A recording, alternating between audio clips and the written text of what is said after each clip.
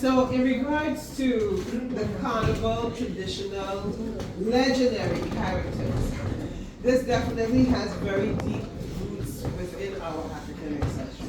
Can you shed some light on the oral tradition, I consider you a griot, and what these characters mean within of yesterday, or either how they were origin, and what they mean with us today? Well, I think jumping off of what we just heard from the short clip, and I'm also going to bounce off my friend Kenya Ribeiro, who is a sambaista from Brazil. Everything comes from something. This is what she said to me when we were having a chat at the Brooklyn Arts Council. Everything comes from something. So first and foremost, we must not, as people in the community, see anything as being just so. It's never just so. It's not flippant, it's not facile, it's not easy to do, it's not coming from a non-cultural, non-ancestral point. It's always coming from a point of rootedness and groundedness.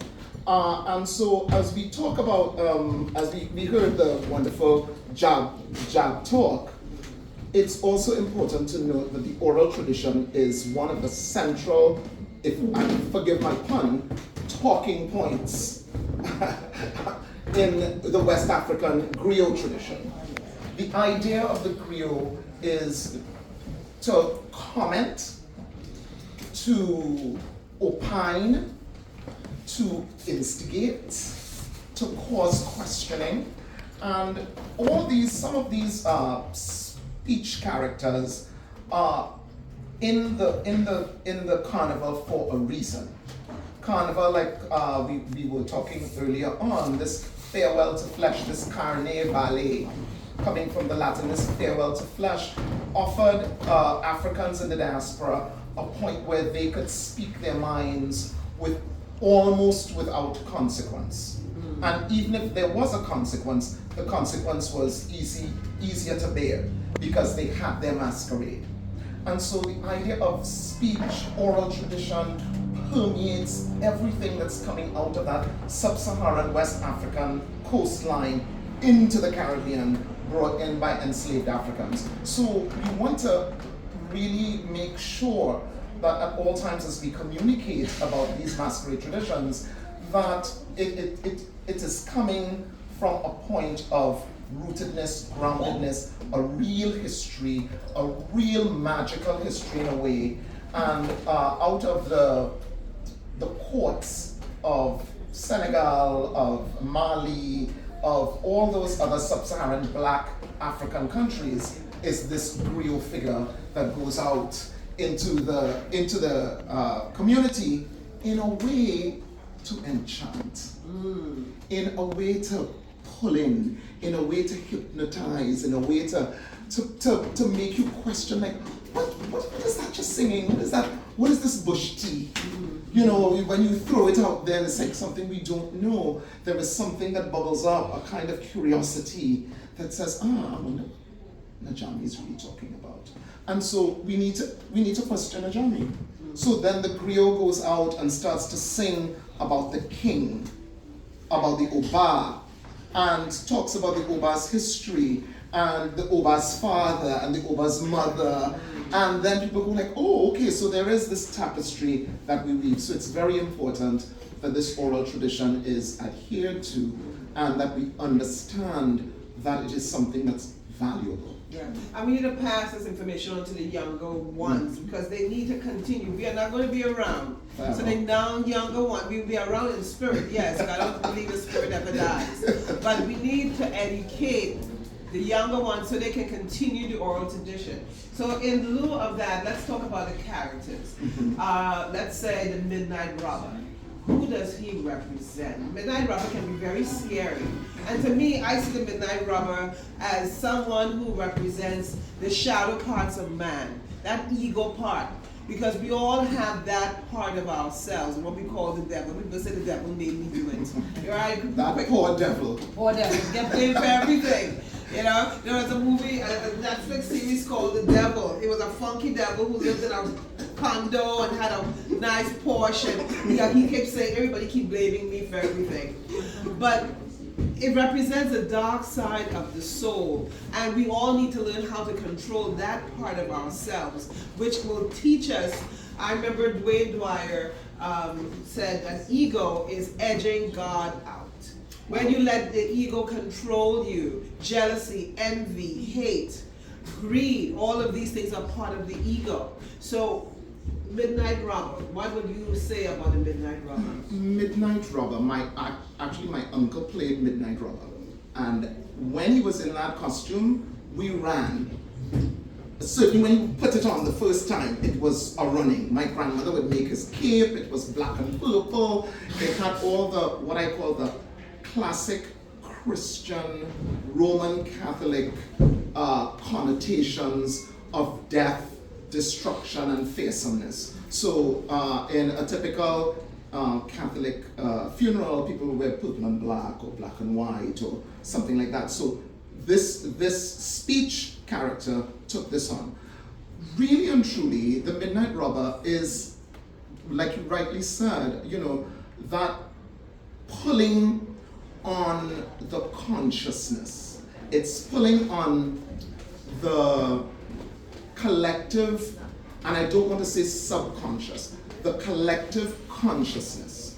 That point, that liminal point of dark and light, that pulls us one way, either the way of expansion or the way of contraction.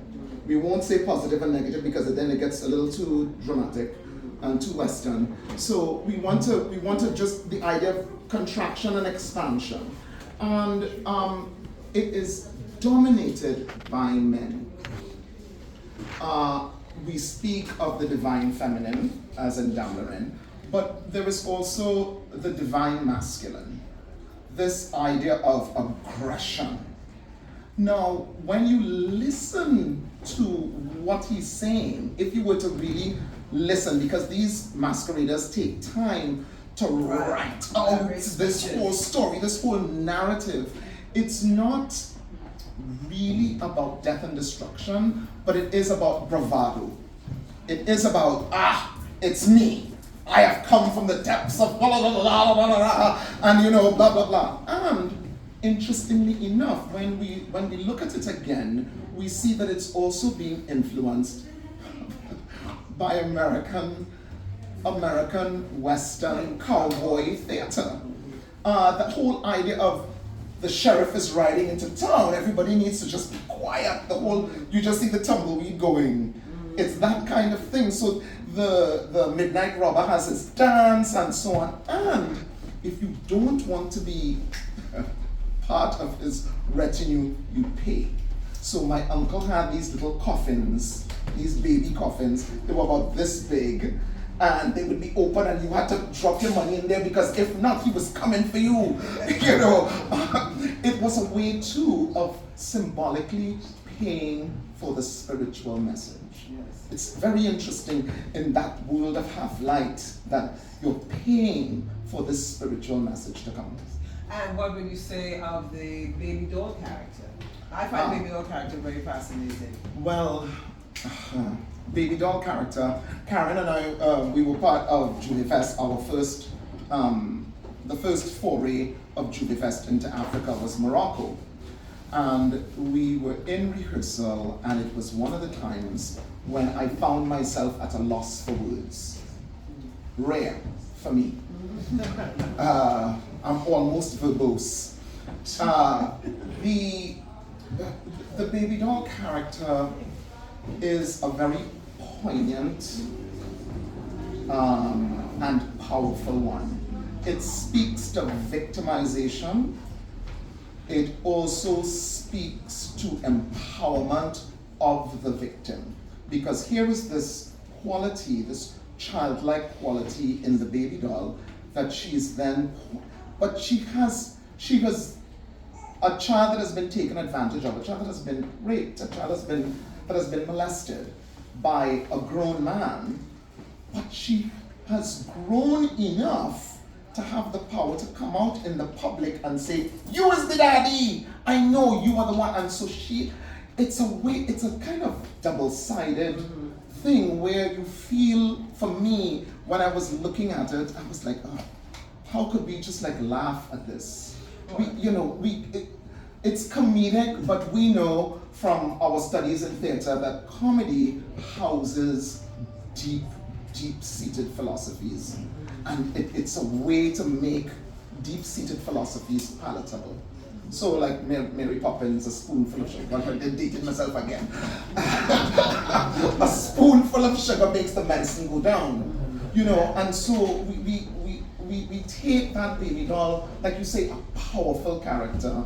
It speaks to woman victimized, but woman redeemed. Yes, it empowers. It also speaks to the time when the slaves were forced to, like, baby-making mules. So they were forced to have sex with slaves, even their own sons, and even their masters as well. And so you didn't know who the father was. And so the character speaks of, I'm demanding you take care of me and this child. So you the daddy, you the daddy. The other word for that is reparations. Reparations. Oh. Right? Can I say that? Yes, I did. So we're pulling on all those tropes. We're pulling on all those threads that used to deny women power. Power, yes. And we're saying, watch this in the light of day, or in that liminal space of Juve, I am gunning for you. That's right. I'm taking my voice back, so to Yes. speak. Grabbing What would it you back. say to Dame Lorraine, the character Dame Lorraine? Dame Lorraine, I liken Dame Lorraine, and this is not me likening Dame Lorraine. Dr. Molly Aki, who's now with the Ancestors as well, who did seminal research into carnival and dance traditions in the Caribbean and Trinidad and Tobago, will tell you that Dame Lorraine, when you look at modern day manifestations of Dame Lorraine, you see the antecedent of Dame Lorraine, which is Gele Day. Gele Day, a fascinating masquerade tradition from West Africa, largely Yoruba-speaking peoples from Benin, Nigeria, Togo, Ghana, all have this Gele Day tradition. And this Gele Day tradition honors the feminine principle. And the word Gele almost literally means to stroke or pet the vagina. Okay. Why do we do that? If Earth is woman, and we want all the bush, we want all the fruit, we want all those things coming out of the earth, then we must stroke the vagina. Right. Yes. We must do it. And so once a year, maybe twice a year, these masquerades come out, and their sacrifices done, prayers done, and all the dancers, I'm pretty sure, all the dancers that dance Gele Day masquerade are men. And we would call it drag. Right? But they're all men with wooden sculptures on their heads, and with women's faces, with large breasts, large buttocks, because we're thinking of the divine feminine as huge. We're thinking of the divine feminine as constantly oozing milk, constantly feeding. And as a result, she has these large buttocks because we could literally sit on it. Yeah? So, so we're talking fertility, we're talking fecundity. We're talking that if it is that we are of the earth and we are earth-centered people with earth-centered religious practice, then we have to venerate earth. And so with this whole idea of that, we have these men in West Africa dancing the Gele Day masquerade. No women dance it. Women are in the society, but the women do not dance. Men and young boys. And they are in their full drag. Fine fabric, large breasts, big buttocks, oftentimes made out of wood. So they're really big, and the breasts are sometimes pointed, really large, buxom. And then we come to Trinidad and Tobago and Grenada and some of those places. How does it translate? in days gone by, we now have Karen and a few other people doing Damlarin. Damlarin was not danced by women at the point, it was danced by men. Yes. It was that same antecedent making itself felt in the new world, like bobbing up, like, okay, here I am. We're getting a chance, okay, we're gonna do this. And so you have this manifestation of Damlarin, but the Damlarin also is satirical. Deeply satirical. We're mocking master and mistress because they too are trying to have their bustles with their pannier skirts coming out of the Baroque era, Versailles, they want to look, and their low décolletage, etc., etc. And so we're pulling on all of those things and we mixing it in and making this lovely melange of expression. And so, but again, we're seeing, like we've been talking, this whole idea of its antecedents. It comes from something. It's not just something that bubbled up in our thought process as happy Negroes. So let's talk about look at King Jab with the Devil Mask. When you say that the Devil Mask, and I think the Midnight Robber, they're very kind of close cousins. So when people see the Devil Mask, they run, or the whip jab. Yes. I used to run from them. So how does that origins also from our West African? Yes, the jab or jab malassi, which is the ones with the molasses with the paint on them, you see very clear representation from the K-A-N-G of Cameroon. You see when I look at those videos of the Kang, I swear I'm in Grenada. It's the black paint on the body, the horns. Why the horns? The horns are part of the sacrificial animal, so they're going to kill a cow or an antelope or whatever is the animal at the time for the community to eat, but also to give sacrifice to the earth. And then they're going to paint themselves with this black charcoal and all of that. And they go through, but it's also, again, social consciences. You want to make your people a little afraid of the consequence of travesty. Now it's like, I am unafraid. You need to be afraid. You need to be afraid because, and I don't mean fearful, you need to constantly be aware that with every action there is a consequence. Yes. We do not live on this planet by ourselves. So we're seeing, we don't live in Canada, but we have Canadians smoking. Go figure that. So we don't support Canada and their environmental things, but is it affecting us? Yes, it is. So it's, again, that whole idea of social conscience, the whole idea of pulling the society or the community back into order, or saying, listen, this is coming. You have to hear this. You have to be aware that something is occurring soon. Like, Christ is coming soon. You know, we hear that all the time. This is a bond. Christ is coming. I always think like, oh Lord, when is Christ coming? You know, but it's that same thing, that rap that says, listen, look, be aware. You know. So to wrap up, how would you say, what would you recommend that we do to pass on the legacy to our younger generation moving forward? I mean, it's continue to have programs and conversations like this. Conversations like this are important, but I see some children, but I don't see an overwhelming amount of children. I feel that programs need to be instituted, but right now, it's too little to make a deep dent. What we need to make is a deep dent. So what we want is a wave. A concerted wave, a concerted effort. I just spoke with the provost of Lehman College. We were chatting, and he's from Nigeria, and we were talking about inclusion and diversity in the public sphere for teachers and professors and so on. And he says diversity is not something that occurs. Diversity is something that you have to practice. Yeah. it is not just going to occur because Najami says, oh, we must have diversity, or Michael says we must have diversity, or Sandra says we must have diversity. It's something that you have to put a mechanical structure to, so that this generation and subsequent ones, according to Cheryl Byron, have it better, so that they don't see the masses just something, oh, they're just having a good time. Yeah, we're having a good time, but it's not just having a good time. Yes, yes. And so it brings a message to us in our lives. Also, too, just seeing someone waving a flag, our first workshop we had, explained the historical content and spiritual content of being a flag man and a flag woman, because in the beginning, only men waved flags, and then the women came in around the time in Kitchener. Yes, flag woman. That song, flag woman. So, Michael, I'd love to thank you so much. Thank you very much for the opportunity. Yes, and thank you for sharing your knowledge and wisdom.